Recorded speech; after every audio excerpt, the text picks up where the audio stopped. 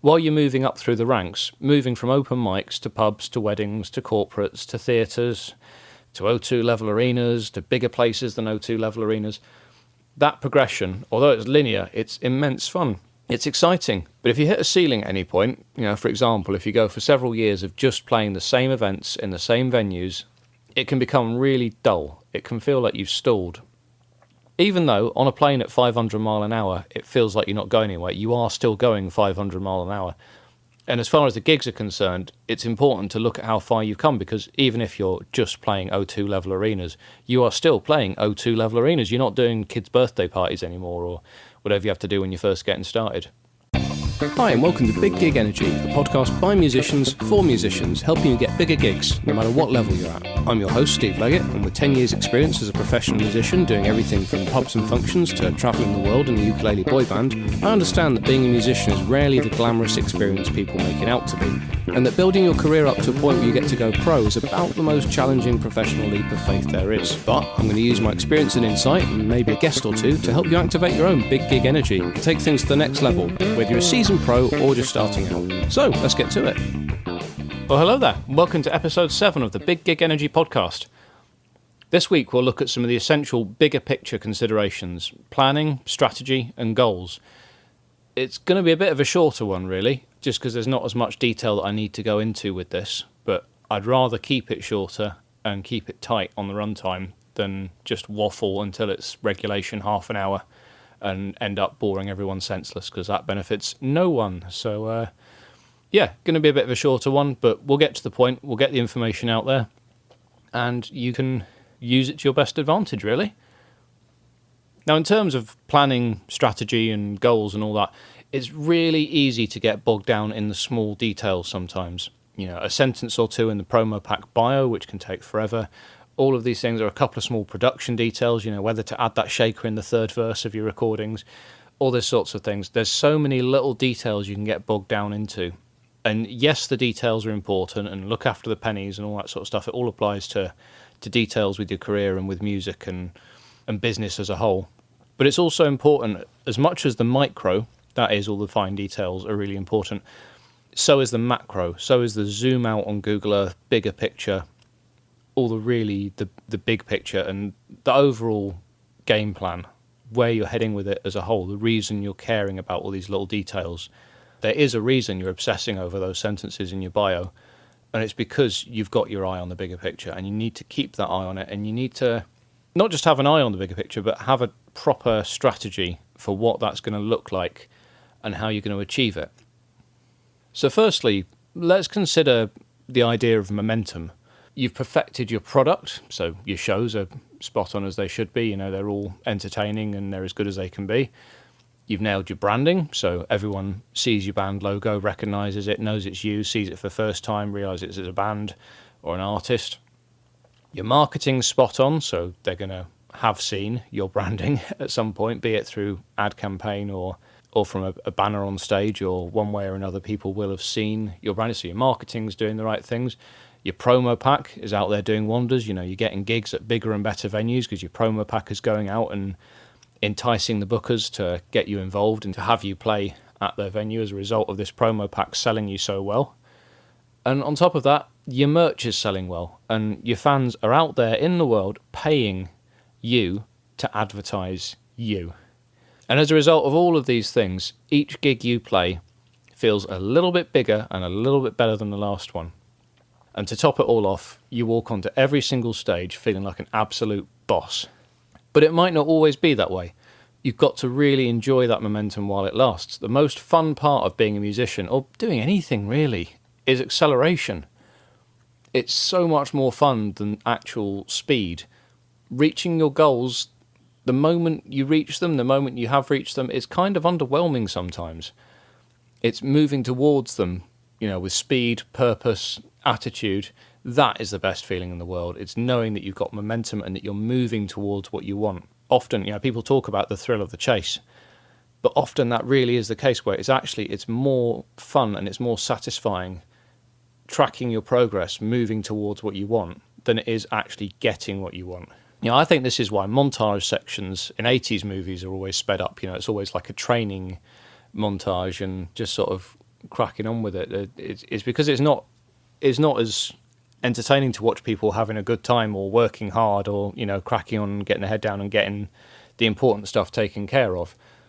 It's great for the characters in question, but it's less entertaining than the final scene it's building towards, which usually involves some kind of conflict. I'm thinking of Scarface in particular in this case. The montage scene, push it to the limit, is mostly just shots of him and his mates taking increasingly comical amounts of cash down to the bank and making ever larger drug deals and spending comical amounts of cash on increasingly comical things, generally living the American dream and laughing at each other down phones, having their best time and living their best lives, really. So that whole scene was sped up purely because it would have been boring to watch them just go about having a good time. You want to see conflict, you want to see drama. But that's the point that's worth studying, really, in terms of business in that film. So the message there really is that acceleration is great fun, and being at a steady speed is actually kind of boring, even if it's fast. If you're sat on a plane cruising at cruising altitude, you're probably doing 500 miles an hour, which is an unimaginable speed at land level. If you're on a bike, doing 50 miles an hour is unimaginable. If you're in a car doing 500, you just imagine the fastest production cars will maybe do 300 on a perfect runway with no anything there. But yeah, it's a silly speed. But the point is, if you're sat in a seat on that plane that's doing 500 miles an hour, it feels like you're not moving. Theory of relativity and all that, you physically don't feel the sensation of speed, and you feel no different and no more exhilarated than you would have done if you were sat on the tarmac on the runway waiting to take off. Even going down a motorway at 70 miles an hour, it's, once you're up to speed, and if it's a clear stretch of motorway and there's nothing about to worry about, it actually gets quite boring after a while. And to think 100 years ago, people thought if you went 70 miles an hour in any vehicle, your head would explode, and they had to send people out with flags in front of cars to warn people about this speedy thing coming down towards them.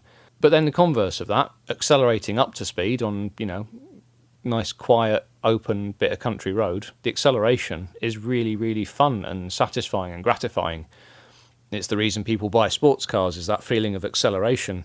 It kind of makes cars that go over 70 mile an hour in the UK a bit pointless, but ones that get there bloody quick, like Tesla will do it in 2 point something seconds, that is fun, and that's got to be a real thrill. But the same is true of your career. While you're moving up through the ranks, moving from open mics to pubs to weddings to corporates to theatres to O2 level arenas to bigger places than O2 level arenas, that progression, although it's linear, it's immense fun. It's exciting, but if you hit a ceiling at any point, for example, if you go for several years of just playing the same events in the same venues, it can become really dull. It can feel like you've stalled. Even though on a plane at 500 mile an hour, it feels like you're not going anywhere, you are still going 500 mile an hour. And as far as the gigs are concerned, it's important to look at how far you've come, because even if you're just playing O2 level arenas, you are still playing O2 level arenas. You're not doing kids' birthday parties anymore, or whatever you have to do when you're first getting started. The amount of extra money you're making now, the number of people who you've met and whose lives you've touched in what you're doing, it's all just so much further along the chain. So even though it feels like you've stopped, you have still made immense progress to get to that point, and it's really, really essential to not lose sight of that. But when you get to that point, it's like being in a drag race where you're unable to change gear. The revs are bouncing off the limiter and you're just stuck at the same speed until the engine melts. Or you could change gear and power ahead. So how does the changing gear metaphor apply to us as musicians? Well, this is where having a clear strategy and tangible goals comes in. Which brings us to strategy and goals, or basically things you want and how to get them. Got to plan stuff out. In business, you need a business plan and a strategy before you get started. And if you try to start without having either a strategy or goals or a business plan, odds are you won't stay in business very long. Now, it's true that no plan survives first contact with the enemy, or was it Muhammad Ali or something? No, everyone has a plan till they get punched in the face, something like that. You just got to be prepared to be flexible. Have a plan as a starting point, but think of your strategy as modular. You can just swap out stuff that isn't working when you need to and proceed to the next point on your roadmap straight after. That way you don't end up taking wrong turns and getting lost, or worse still, end up going round in circles. So how does this look when we apply it to a case study? Well, let's say you've put together a new band this week. What's the strategy for getting started? With my music industry coach hat on, I'd suggest something like this for the first 6 months. Product and branding, get them right, then your promo pack, and then your first big gig inside of 6 months. It sounds straightforward. 3 steps to success. Each has got to be attained before moving to the next item, but if you get them all right, in the right order, then that first big gig at the end of it will be an absolute trampoline to bigger gigs from there. But built into that strategy, you're going to want to have some goals. These goals specifically, they've got to be easy enough to attain, but hard enough to be worth attaining. So, again, with the one-to-one coaching for musicians hat on, I'd probably suggest the following. Product, aim to have a full set's worth of music ready to perform within the first 2 months. About an hour should do it. If you're an originals project, get writing, make it good. Covers, easy, just learn the songs, really, and make them your own, make them yours. Give people a reason to watch you play them, and not one of the other million covers bands out there. And also a reason to watch any covers band play them, and not just sit at home or in the car with the CD. You know, find your niche, find your gimmick, whatever your USP is, segues, whatever. Find what that is, and make sure you have one. Otherwise, justifying your existence and your prices and your place within the music scene, it's going to be tricky. You know, you don't want to go into it and just be like, yeah, we're a covers band. What's special about you? We're a covers band. So's everyone else. Next, we've got branding. You know, you want to have your band name, your aesthetic, your logo, your socials, all of your branding set up within about 6 weeks, I'd say. Get them right. Relaunching and changing anything is a right pain in the backside. I mean, when we started out with Ukebox, we actually originally called the Uke Hunters, because it was a way of getting one of our prudish lecturers at uni to say the word cunt, and it was wonderful hearing her say it. But we got to a point where we were playing christenings as the Uke Hunters, or the Uke Hunts, and it was just like, well, we can't really be doing this. We can't be appearing at weddings with that name, so we had to change it, and we ended up settling on Ukebox. So overall, just find and make use of your USP. And if your logo is your USP, then try harder. Looking at your promo pack, you want to spend more time on this, but have it ready within 4 months, ready to start sending out and fishing for gigs. And then your first big gig. In terms of goals for this, I'd say have it booked within about 5 months to take place within 6 of your start date. I'd recommend a warm-up gig in the week beforehand, ideally in front of a cold audience, i.e. people that aren't just your mates and your mums. Open mics are great for this. Just to road check the material and be confident everything will go smoothly. It'll be the harshest, most difficult crowd to work with, and if you can win them over, you can win over anyone. It's just a chance to road check the material and be confident everything will go smoothly. You might well suck, and the audience might hate you, but if you do suck, you'll learn so much more and have so many things to refine before the actual big gig that the experience will have been worth it. Just do yourselves a favour and develop a thick skin. However good you are, you're going to have some people telling you shit. Learn to embrace it. And once you've done your warm-up show, you can launch your product, your band, your brand all together at the same time. Treat it like a product launch. Come across like a big deal.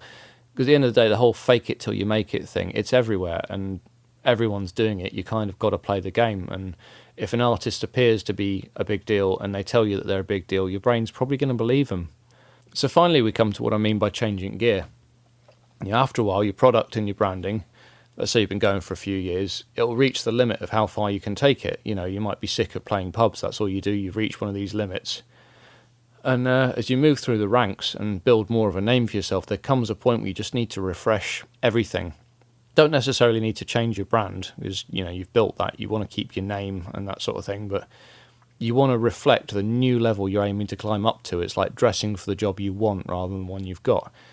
If you're sick of playing pubs and you want to start doing some weddings, your pub material, however good, won't be enough anymore. At weddings, you'll be charging 4 or 5 times as much money, and you've got to absolutely bring it to justify charging that amount extra. You've got to be that much better than just a bunch of guys in a pub playing covers on a Saturday night for 20 quid a head. You've got to be better than that level if you're going to be charging wedding prices. Don't forget, a good pub gig might pay 300 quid for the full band, but a good wedding gig might pay each member of the band that much. But yeah, this higher price point, it does require a pivot in standards, and once you've shifted into a higher gear to advertise to a better paying client set, you'll then be able to more confidently start working within that next level. This can take some time to get right, which can result in a quiet period for bookings, but Even in a drag race, you still have to use the clutch and disengage the engine from the wheels in order to go faster overall. So hopefully that'll give you some ideas for getting a strategy together. Or, if you have one already, it'll help you to assess whether that strategy and those goals are the right ones for you at that time. The most important thing about strategy is to have one. At very least, it'll keep you mindful of the bigger picture. And for goals, it's good to have shorter and long-term goals. Personally, long-term, I'd love to play at Glastonbury one day. Any stage will do. Bassist for hire, info on my website, get in touch if you need anyone.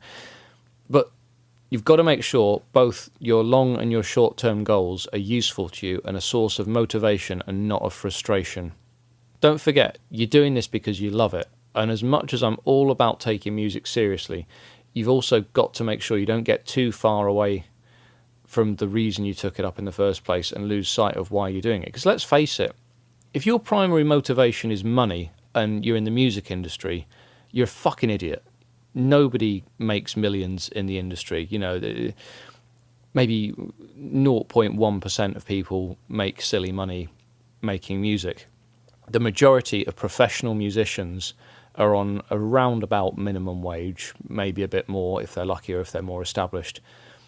It's important to aim high, and it's important to set yourself lofty goals and to aim, reach for the stars and you land on the moon, all that sort of thing. But it's important to be realistic. And yeah, if you're in it for the money, go and do literally anything else. Because let's face it, if you get a job in Lidl, you could be earning twice as much, and you could then spend that money on lots of sexy gear, which you could then play at pubs on your weekends and not be bothered about how much you're getting paid. So you've got to question what's important to you and why you're doing this. And you've got to be sure that this is something you're doing for the right reasons.